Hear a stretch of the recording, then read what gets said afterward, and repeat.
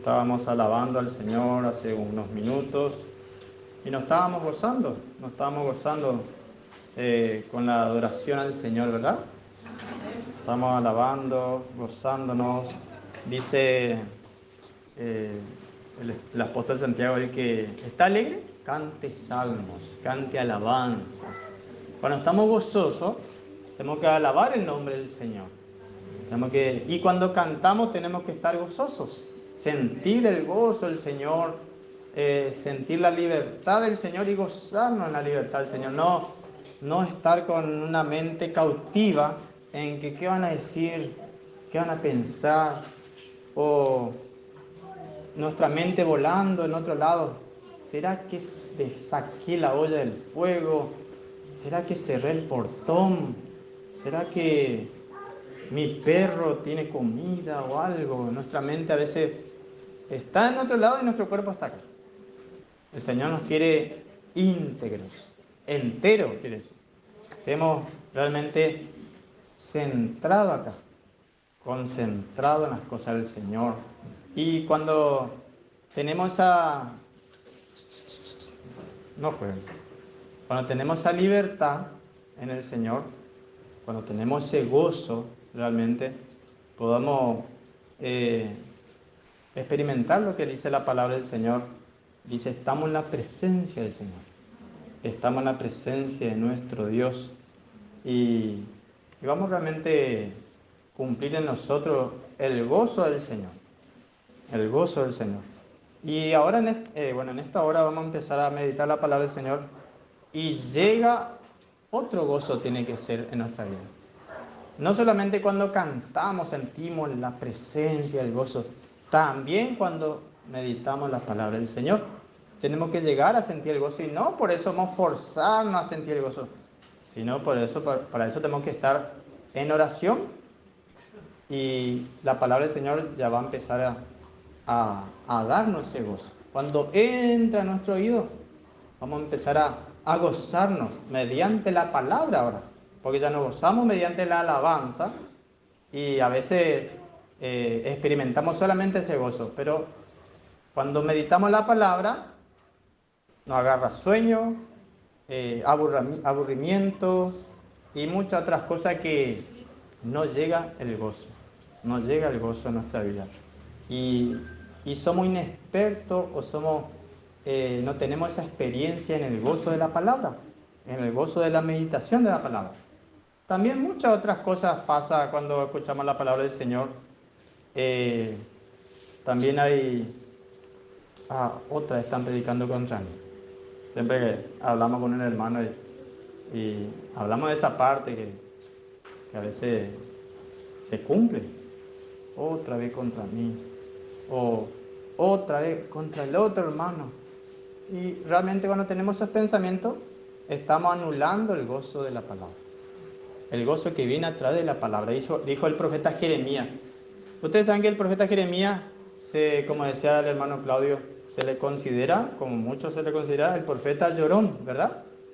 Pero cuando él recibió la palabra del Señor, dice, hallaros de tus palabras y yo las comí.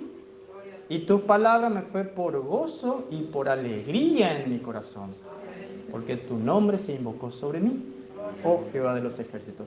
Siendo que era un profeta que se lamentaba por todos los problemas que había en Israel y también por todo lo que le pasaba, cuando escuchó la palabra, se gozó en la presencia del Señor. Pero muchas veces hay ataque del enemigo que evita que el gozo llegue a nuestra vida. Y de muchas armas y herramientas utiliza para que no se cumpla en nosotros esa parte, el gozo.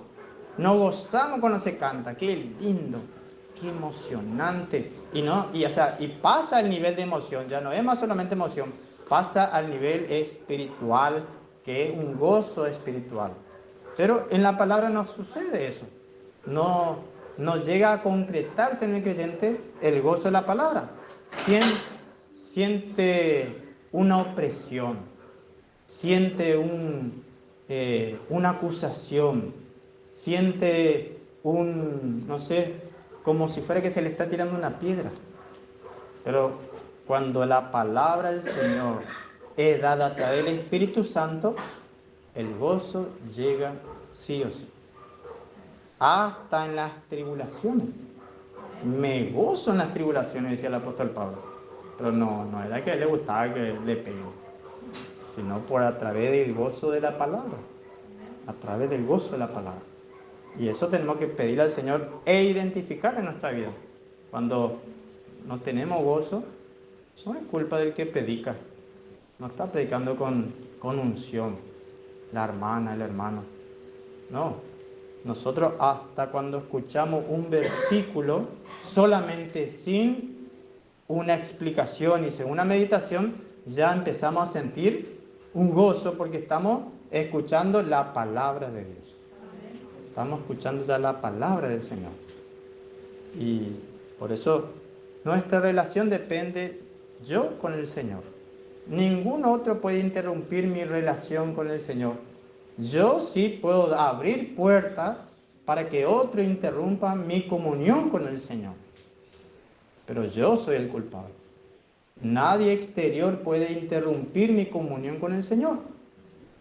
Decía Moisés: Señor, terrible es tu imagen. No hay hombre que vea a Dios y viva. No podemos verle a Dios y no vamos a vivir. Pero nosotros estamos delante de la presencia del Señor. Amén.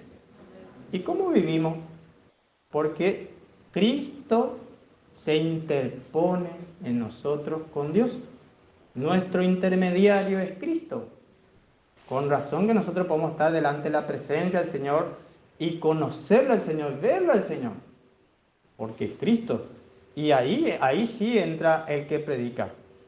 Cuando la palabra predicada es un mensaje que siempre centraliza en Cristo, ese mensaje realmente hace que el creyente siempre esté despierto y se dé cuenta de que Cristo es nuestro intermediario. De que yo recibo la bendición del Señor a través de Cristo y no a través de mi obra.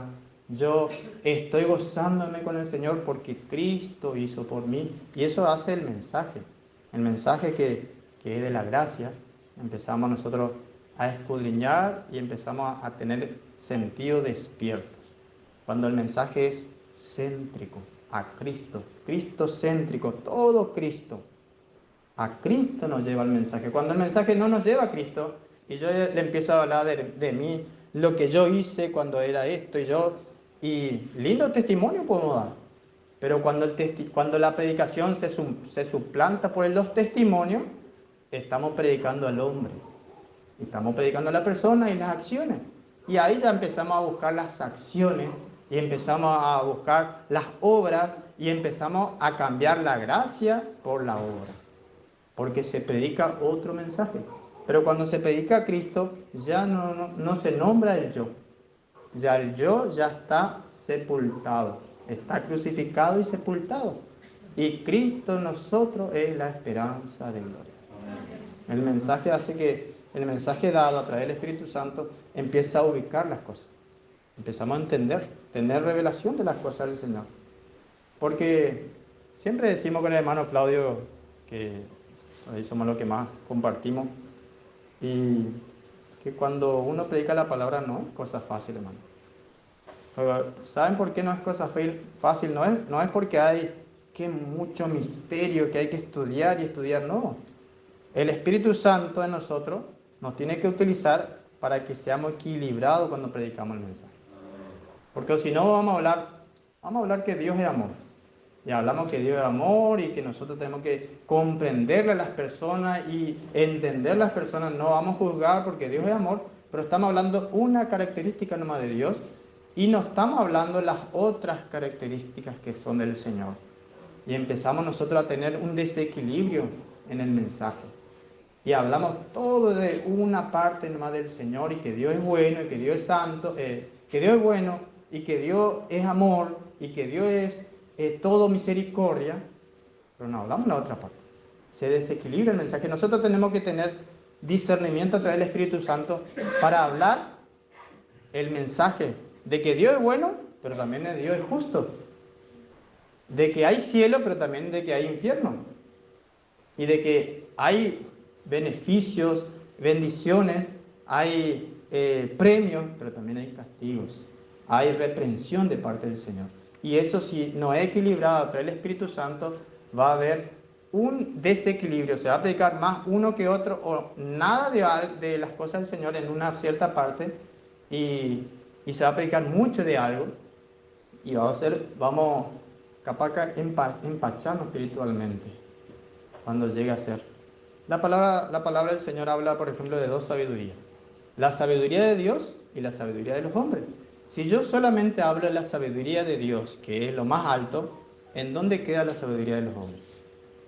No estudien entonces, no vayan a los colegios y a las universidades y al mundo, no salgan, de acá salgan a su casa, vayan a su casa y enciérrense en su casa, y después nos vemos en la otra reunión. Vamos a tener un desequilibrio en el mensaje y va a tener desequilibrio en nuestra vida. Pero cuando nosotros hablamos a través de la revelación de la palabra, vamos a empezar a poner en su lugar las cosas. Vamos a entender de que el mundo es nuestro enemigo, pero había sido que el mundo no es nuestro enemigo también.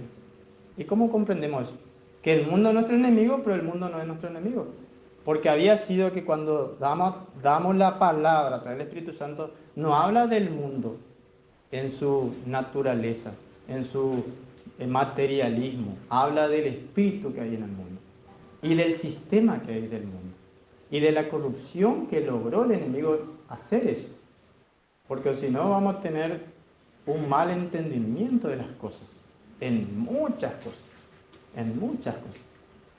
Vamos a tener un mal desarrollo y vamos a atacar algo que a veces nada que ver. Vamos a atacar algo que nada que ver muchas veces. Y a veces sí, pero hay un cierto desorden, hay una cierta falta luz de la palabra, porque no alumbra la luz de la palabra. Lámpara es a mis pies tu palabra. Hay letra, estudio, pero no hay revelación del Espíritu Santo. Hay un desequilibrio. Y a veces podemos ir a los seminarios y estudiar la Biblia y no es que está mal. Pero si no le pedimos al Señor revelación a través del Espíritu Santo, ese estudio se vuelve en contra de nosotros. Se vuelve una herramienta natural.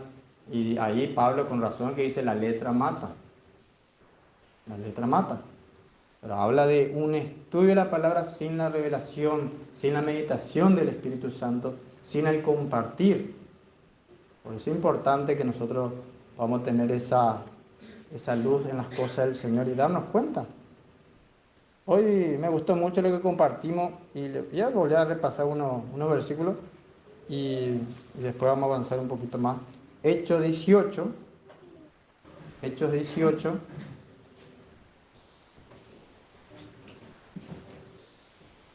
Estamos avanzando. Me acuerdo que no me acuerdo la fecha, pero ya hace un par de meses empezamos a estudiar más o menos capítulo por capítulo y empezamos con Marcos, ¿se acuerdan? Marcos capítulo 1. Ahora estamos en Hechos 17. Estamos avanzando. No solamente estamos avanzando en lo que es Biblia, en lo que es de Marcos, Hechos, sino que estamos avanzando hacia las epístolas del apóstol Pablo. Estamos ya cerquita de las puertas de las epístolas del apóstol Pablo. No es que nunca meditamos, sí, meditamos muchísimas veces y nos enriquecimos muchísimas veces. Pero vamos a volver a tocar y yo estoy muy emocionado a volver a repasar las epístolas del apóstol Pablo. Y porque lo estamos haciendo juntos, porque estamos llevando una lectura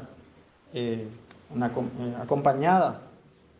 Vamos a leer del 1 nuevamente hasta el 11. Hoy leímos este mismo versículo. Pasadas estas cosas, Pablo partió de Atenas y vino a Corinto, y hallando a un judío llamado Aquila, natural del Ponto, que hacía poco que había venido de Italia, y a Priscila su mujer, porque Claudio había mandado que todos los judíos saliesen de Roma, se vino a ellos, y porque era de su oficio, posó con ellos y trabajaba, porque el oficio de ellos era hacer tiendas. y disputaba en la sinagoga todos los sábados y persuadía a judíos y a griegos. Y cuando Silas y Timoteo vinieron de Macedonia, Pablo estaba constreñido por la palabra, testificando a los judíos que Jesús era el Cristo. Mas contradiciendo y blasfemando ellos, les dijo, sacudiendo sus vestidos, vuestra sangre sea sobre vuestra cabeza. Yo, limpio, desde ahora me iré a los gentiles. Y partiendo de allí, entró en casa de uno llamado Justo, temeroso de Dios, la casa del cual estaba junto a la sinagoga. Y Crispo, el prepósito de la sinagoga, creyó al Señor con toda su casa. Y muchos de los corintios, oyendo, creían y eran bautizados. Entonces el Señor dijo de noche, en visión a Pablo, no temas, sino habla y no calles, porque yo estoy contigo y ninguno te podrá hacer mal, porque yo tengo mucho pueblo en esta ciudad. Y se detuvo allí 1 año y 6 meses enseñándoles la palabra de Dios. Gloria a Dios. Vamos a desglosar un poquito. Este capítulo ya habla de otra ciudad importantísima que es la ciudad de Corinto. Corinto, una ciudad muy importante hablando doctrinalmente. Y dice que hallando a un judío llamado Aquila. Este Aquila era un judío muy importante y después va a ser más importante en la vida de Pablo. Este era el compañero ideal. Aquila era el compañero ideal. Un compañero de guerra, de milicia. Dice que él salió de Italia y se fue a Corinto, porque el emperador había puesto un decreto que todos los judíos salgan de la capital, de Roma, todos. Y no solamente le decían váyanse, le perseguían. Se había decretado el cristianismo como una religión prohibida. Empezó. Por ahí, para los que no sabían, Claudio es un nombre bíblico. Ahí está el hermano Claudio, tener tu nombre en la Biblia. y este dice que era del mismo oficio que Pablo. Ahí nos da un detalle. Tenían un trabajo y no era cualquier trabajo. Dice que su trabajo era hacer tiendas. Ellos se dedicaban, antes no eran carpas como para ir a acampar. Nosotros a veces ahora compramos carpas para ir a acampar temporalmente. No, como había muy poca escasez de dinero y de muchas cosas, las tiendas eran una casa normal. Prácticamente eran las que más había. Tiendas de tela, de pieles. ¿Se acuerdan que el tabernáculo era una tienda? Y ellos eran expertos en hacer tiendas. Era su especialidad. Trabajaban y hacían tiendas. Eso es para que entendamos de que Pablo no vivía de las ofrendas, no vivía de la costilla del otro. Dice que él donde iba, trabajaba para su sustento. Pero no era porque él se quería mostrar. Dice que donde iba había mucha necesidad. Y no usaba la potestad que el Señor le había dado de que manténganme porque yo soy el apóstol. No, trabajaba. Dice que no había, si no acordamos, dice que él era un fariseo, antes que se convierta al Señor, intachable. Ahora era un creyente intachable. Dice que Pablo se cuidaba de que nadie blasfeme el nombre del Señor. Ni que digan, vos predicás porque vos agarrás del dinero, de lo que te dan. No, dice que él, para que nadie hable mal, yo voy a trabajar. Voy a trabajar y nadie va a poder decir que vos trabajás por dinero. Por eso no predicaba. Se iba y trabajaba. Y Aquila trabajaba con él, eran expertos. En la parte espiritual, qué importante que es ser de refrigerio a los hermanos. Saber hacer tiendas a los hermanos. Quiere decir saber ¿cómo se dice? Recibir a un hermano, hospedar a un hermano, pero no solamente en lo natural. recibir a un hermano que está en luchas, darle un lugar donde pueda descansar. Nosotros tenemos que aprender a ser siervos del Señor, en dar reposo y descanso a los hermanos, al Señor, llevarlo hacia el Señor, apuntarle: Señor, ayuda a este hermano, está en lucha, de prueba. Lo que nos caracteriza en general es que todos tenemos lucha y problemas. Todos tenemos lucha y problemas, en diferentes medidas, por supuesto. Y qué importante que aprender a hacer tienda para los hermanos. Ser hermanos que puedan dar refrigerio en momentos difíciles. Luchas, pruebas, dificultades. Y ellos trabajaban de esa forma, espiritualmente. Llevaban la palabra, y las personas no conocían al Señor y empezaban a encontrar casa en el Señor. Empezaron a encontrar refugio en Dios. Salmo 91 dice: el Señor, torre fuerte, castillo mío. Ahí entendemos por qué dice castillo mío. Hay muchos que encuentran en Dios, se encuentran un genio, la lámpara mágica que acá voy a encontrar a alguien que me resuelva todos mis problemas y que me dé todo lo que necesito. Y está mal enseñado. Nosotros tenemos que predicar que Cristo es, nuestro Dios, nuestro Cristo es una habitación, una torre para venir a refugiarnos en el Señor, venir a habitar en el Señor, que podamos encontrar nuestra ciudadanía en el Señor. Muchos, así como Aquila, eran, ¿cómo que se dice cuando se les saca de ese lugar? Exiliados. Naturalmente eran exiliados, pero espiritualmente también eran exiliados por su fe. Pero recibían refrigerio, consuelo y una ciudadanía nueva en el Señor. Cuando se le abría el Evangelio, había sido que nuestra ciudadanía es en los cielos. Nos dolió perder nuestras casas y nuestros trabajos, pero en el Señor tenemos seguridad eterna. Seguridad eterna. Y la gente empezaban a creer, empezaban a recibir al Señor, empezaban a entender el mensaje.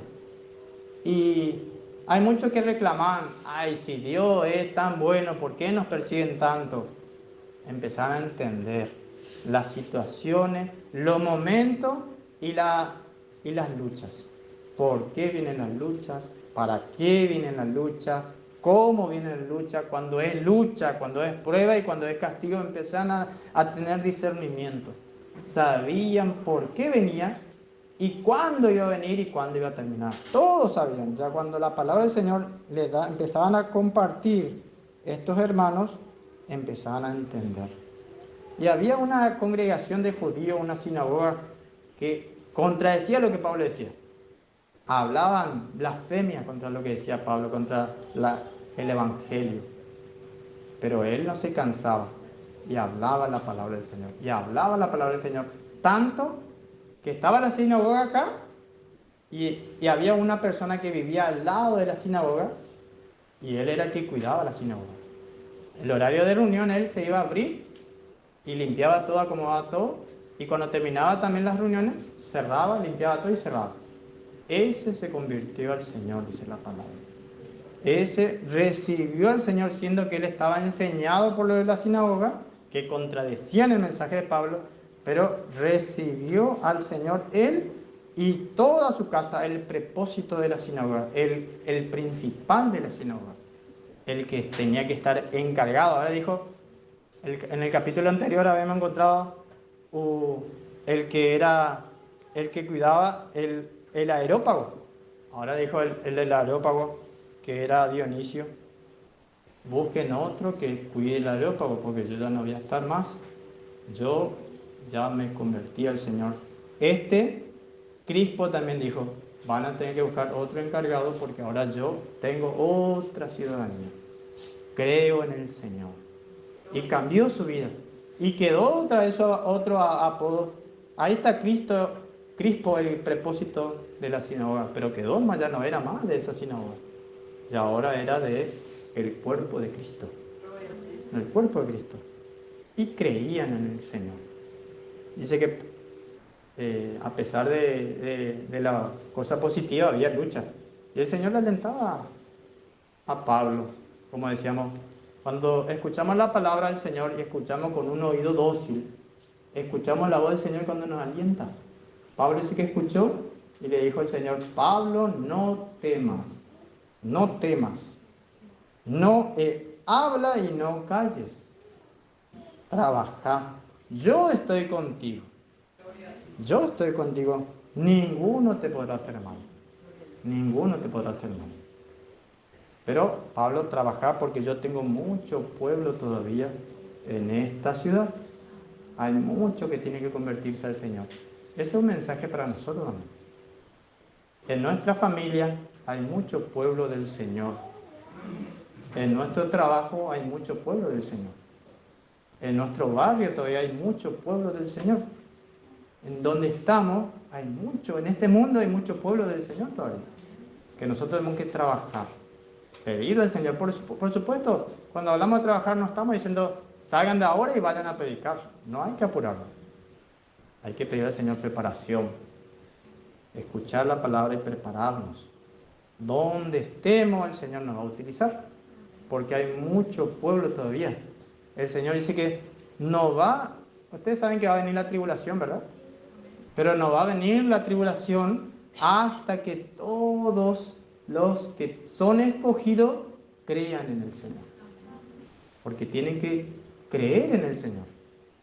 Por la fe, dice que... Y cuando crean, dice que va a venir eso que como pasó con Noé.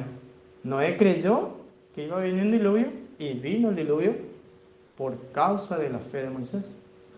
Y cuando se predica a toda la gente del mundo, hay gente, todos los días nacen personas. Y esas personas todavía no conocen el Evangelio. ¿Y cuántos lugares donde todavía el Evangelio no llega? Y no solamente lugares físicos, acá también hay corazones que todavía el Evangelio no llega. Hay oídos que todavía no llega el Evangelio. Cuando se le predica el Evangelio y crean o no crean, ya está dada la palabra. Y se va a cumplir el día que la esposa va a ser arrebatada. Y se va a marcar el punto de inicio de finalización de la gracia, de la dispensación de la gracia, y va a empezar ya, primero la dispensación, el tiempo se va a preparar para la próxima dispensación, pero el tiempo de la tribulación va a empezar a correr las horas de la tribulación, 7 años, 3 años y medio tribulación, 3 años y medio de gran tribulación, y todo eso está esperando que se cumplan los tiempos de que se predique. El Señor nos está diciendo: no temas, habla, no calles, porque mucho pueblo todavía yo tengo en este lugar, mucho pueblo. ¿Cuántas personas de nuestra familia todavía que no conocen al Señor? ¿Cuánta gente en nuestros lugares que tenemos trabajo que hacer? Tenemos trabajo que hacer. Tenemos que estar preparados para dar el mensaje concreto y exacto. Después, por supuesto, depende del Señor que crea o no crea. Si no cree, también se cumplió la predicación. No es que sí o sí tiene que creer. No, eso ya no depende de nosotros.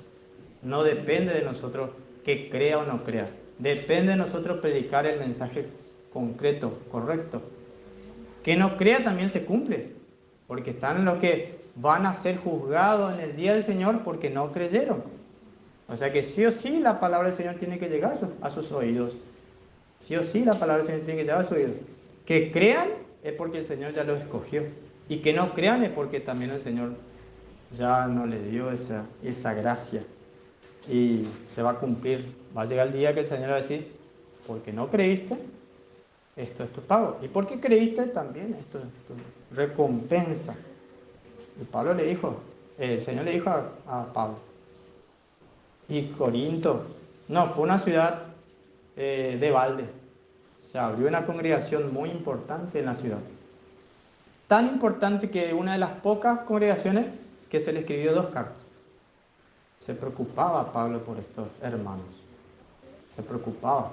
Contento cuando se fundó la iglesia y creció la iglesia, pero después preocupado para que haya un buen orden en la iglesia, un buen crecimiento en la iglesia, que haya un buen, porque dice que cuando hay la obra del Señor, sí o sí, viene el enemigo, quiere sembrar la cizaña.